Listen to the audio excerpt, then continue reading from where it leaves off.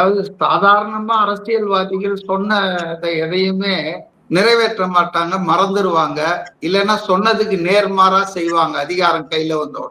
ஆனா திரு விஜய் அவர்கள் விக்கிரவாண்டியில சொன்னார் சில வருடங்களுக்கு முன்பு அவங்க கட்சியினுடைய முதல் மாநாட்டுல.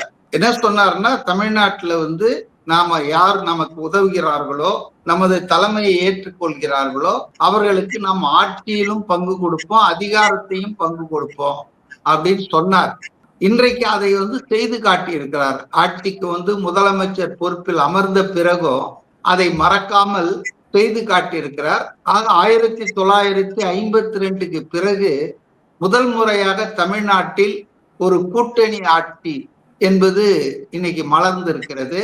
அதே போல காங்கிரஸ் கட்சி 59 ஆண்டுகளுக்கு பிறகு 1967 அது அதிகாரத்தை இழந்தது.